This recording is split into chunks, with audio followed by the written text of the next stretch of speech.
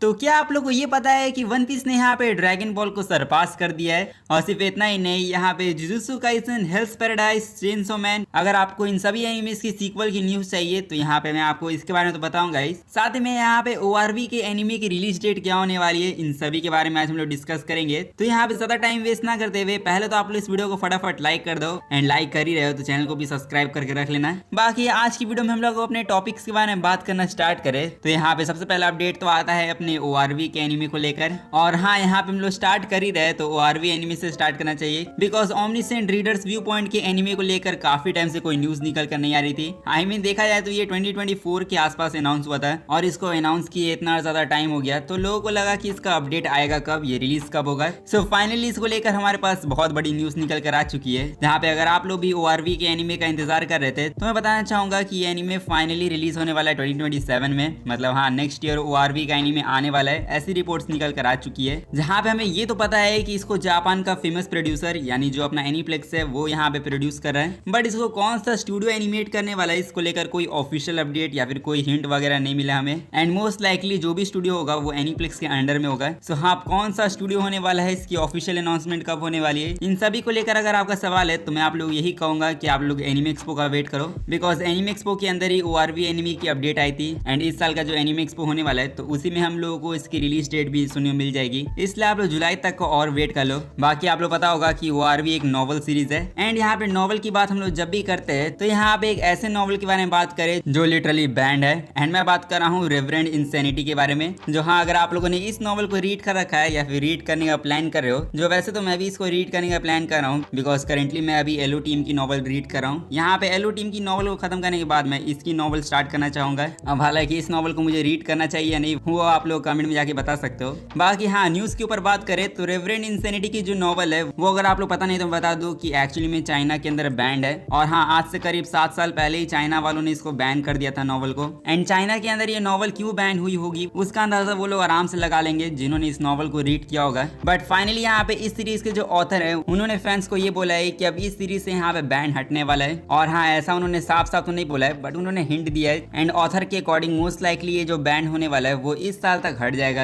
And जैसे ये ban हटेगा वैसे कुछ मंथ में ये आने वाले चैप्टर की रिलीज डेट हमें बता देंगे, जिस पर हाँ आप लोग क्या ओपिनियन है वो आप लोग कमेंट में जाके शेयर कर सकते हो। एंड अब इसके बाद देखा जाए तो यहाँ पे हम लोगों ने नॉवल वगैरह के बारे में काफी ज्यादा ही बातें कर ली है, इसलिए नॉवल से एक स्टेप आगे बढ़े और हम लोग बात करें मानवास के बारे में, बिकॉज आप में से काफी सारे लोग हैं जो यहाँ पे मानवा रीड करना पसंद करते हैं। एंड यहाँ पे जितनी मानवा फैंस है उनको तो यही इंतजार रहता है कि कौन से न्यू मानवा को एनिमे एडेप्टेशन मिलेगा। सो मैंने आपको बताया था कि जो वार्नर ब्रोस एनिमेशन एंड जो वेबटून वाले उन्होंने अपने कोलैबोरेशन में काफी सारे वेबटून का एनिमे अनाउंस किया था। एंड गेस व्हाट, इन दोनों ने मिलकर यहाँ पे फिर से कुछ न्यू टाइटल्स के एनिमे का अनाउंसमेंट कर दिया है, जहाँ पे पहले तो मैंने आप लोग बताया था कि down to earth, the stellar sword master and hardcore levelling warriors, ये तो कुछ वो सीरीज थी जिनका एनिमे एडेप्टेशन पिछले साल अनाउंस हुआ था। बट इस साल webtoon and Warner Bros animation ने फिर से कुछ 4 मानवास के एनिमे को अनाउंस किया है, जिसमें पहला मानवा आता है the wolf and red riding hood, and फिर उसके बाद वैम्पायर फैमिली, फिर इसके अलावा सेबल कर्स, और इसके साथ ही में स्नो एंड बैरियर जिसका दूसरा नाम and the mirror of 7 scenes. तो यही जो 4 मानवास के मैंने आपको नाम बताया तो इनका ही एनिमे एडेप्टेशन इस साल अनाउंस हुआ है। एंड इन सभी मानवास का एनिमे एडेप्टेशन कब तक आएगा उसको लेकर कोई अपडेट तो नहीं है, बट हाँ आने वाले कुछ सालों में हम लोगों को काफी सारे मानवास के एनिमे एडेप्टेशन देखने मिलेंगे। अब हालांकि मैं जानता हूँ कि आपकी काफी सारी फेवरेट मानवास होगी like greatest east state developer, ऐसी मानवास का एनिमे एडेप्टेशन आएगा नहीं उसको लेकर आपका सवाल होगा। सो देखो यहाँ पे ये जो वार्नर ब्रोस एनिमेशन एंड जो वेबटून वाले ये दोनों ही मिलकर और भी मानवास को एनिमे एडेप्टेशन देने वाले। सो होप करते हैं कि आपकी फेवरेट मानवा को भी एनिमे एडेप्टेशन मिल जाए। हाँ, हालांकि देखा जाए तो मानवास के बारे में हम लोगों ने काफी ज्यादा बातें कर ली है, इसलिए अब हम लोग बात करें अपनी नेक्स्ट सीरीज के बारे में जो आता है अपना ब्लू लॉक। एंड हाँ, यहाँ पे मैं एक चीज पहले ही क्लियर कर देता हूँ कि ये ब्लू लॉक के सीजन 3 को लेकर कोई अपडेट नहीं है। यहाँ पे बेसिकली अपना जो ब्लू लॉक है वो एक्चुअली में रियल बन चुका है, और हाँ ब्लू लॉक इज रियल ऐसा आप लोग अब बोल सकते हो, बिकॉज जापान की जो फुटबॉल एसोसिएशन है उन्होंने एक्चुअल ब्लू लॉक का प्रोजेक्ट लॉन्च कर दिया रियल लाइफ में, जिसका नाम रखा गया है फ्यूचर कैंप, जो बेसिकली जापान की फुटबॉल एसोसिएशन ने ब्लू लॉक के साथ यहाँ पे कोलैबोरेट किया है। एंड इन दोनों के बीच में कोलैबोरेशन हो चुका है। सो यहाँ पे इस प्रोजेक्ट का जो एम होने वाला है वो सिमिलर होगा अपने ब्लू लॉक की तरह, जहाँ पे काफी सारे जापान की यंग फुटबॉल प्लेयर्स उन सभी को यहाँ पे फ्यूचर कैंप में लाया जाएगा। एंड इस फ्यूचर कैंप से डिसाइड होगा कि कौन एगोइस्ट बनेगा, एंड जो ट्रू एगोइस्ट होगा वो फ्यूचर में जापान की नेशनल टीम को वर्ल्ड कप तक लेके जाएगा। एंड हाँ, इन्हीं सब चीजों को देखने के बाद आप लोग कह सकते हो ब्लू लॉक इज रियल। बाकी ये काफी इंटरेस्टिंग चीज थी जिसको लेकर आप लोग अपना ओपिनियन शेयर कर सकते हो। और अब इसके बाद यहाँ पे इतने यूनिक टॉपिक के बारे में हम लोगों ने बात कर लिया है, तो अब यहाँ पे हम लोग बात करें अपनी कुछ एनिमे न्यूज के बारे में।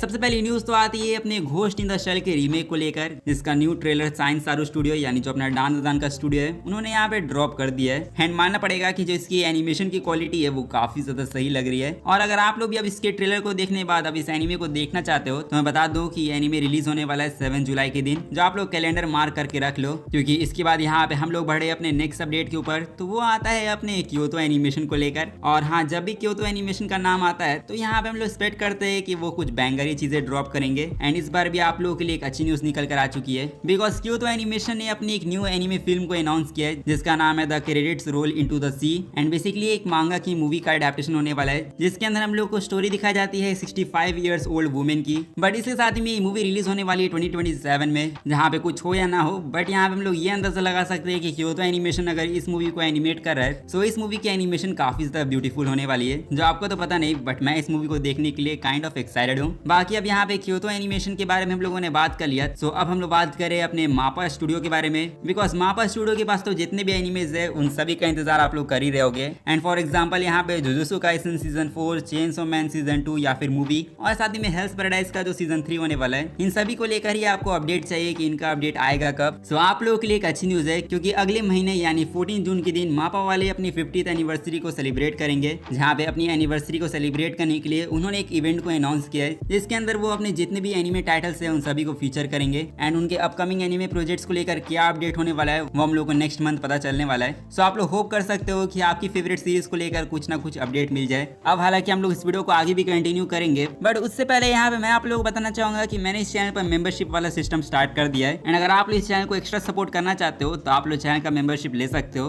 अब हालांकि ये मेंबरशिप सिर्फ सपोर्ट के लिए नहीं होने वाला है, जितने भी यहाँ पे चैनल के मेंबर्स होंगे उनके लिए फ्यूचर में काफी सारे एक्सक्लूसिव कंटेंट आने वाले, जो यहाँ पे आपके लिए काफी ज्यादा हेल्पफुल हो सकते हैं। इसलिए हाँ, आप लोग उन कंटेंट को देखने के लिए भी मेंबरशिप ले सकते हो। बाकी अब हम लोग अपने अपडेट्स के बारे में बात करना कंटिन्यू करें तो वो आता है अपने टॉय एनिमेशन को लेकर, जिन्होंने अपने फिजिकल ईयर की रिपोर्ट को सबमिट किया है, जहाँ पे हम लोग को जानने मिला कि टॉय एनिमेशन को जिस फ्रेंचाइज ने सबसे ज्यादा पैसे कमा के दिए वो यहाँ पे और कोई नहीं, वन पीस था। वन पीस ने पिछले साल से मार्च 2026 तक $179.6 मिलियन कमा के दिए। एंड दूसरे तरफ हम लोग सेकंड नंबर पर बढ़े तो वो आता है अपना ड्रैगन बॉल, जिसने यहाँ पे $134.2 मिलियन कमा के दिए। फिर थर्ड नंबर पर आता है डिजिमॉन, जिसने यहाँ पे $20.1 मिलियन कमा के दिया टॉय एनिमेशन को। जिसमें यहाँ पे वन पीस के बारे में बात करें तो वन पीस यहाँ पे domestic licensing, overseas film and साथ ही में ओवरसीज लाइसेंसिंग में टॉप पर है, जिससे पता चलता है कि वन पीस यहाँ पे टॉय एनिमेशन का भी मोस्ट प्रॉफिटेबल आईपी बन चुका है। एंड अगले साल भी हम लोगों को dragon ball and one piece दोनों कमबैक देखने मिलेगा, जहाँ पे हम लोग होप कर सकते हैं कि अगले साल हमें वन पीस की मूवी एंड साथ ही में ड्रैगन बॉल एनिमे का न्यू कंटेंट देखने मिले। तो हाँ, हो सकता है कि अगले साल ड्रैगन बॉल यहाँ पे फिर से टॉप पर आ जाए। बट सच कहूँ तो इन सब चीजों को देखने के बाद मैं तो यही सोच रहा हूँ कि अगर वन पीस इतना प्रॉफिटेबल आईपी है तो यहाँ पे वन पीस का एक अच्छा खासा गेम बनाना चाहिए था, जिससे प्रॉफिट यहाँ पे और भी ज्यादा बढ़ सकता था। बट हाँ, अभी तक वन पीस का कोई प्रॉपर अच्छा गेम आया नहीं है, जो हम लोग होप कर सकते हैं फ्यूचर में हमें वन पीस का कोई अच्छा खासा गेम भी देखने मिल जाए। बाकी हाँ, हमारे अपडेट्स तो बस यही तक थे, इसलिए आप लोग इस वीडियो को फटाफट जाके लाइक कर दो एंड चैनल को सब्सक्राइब नहीं किया तो सब्सक्राइब भी कर देना। बाकी अब मैं मिलूंगा आप लोगों से नेक्स्ट वीडियो में, तब तक के लिए सायोनारा एंड पीस आउट।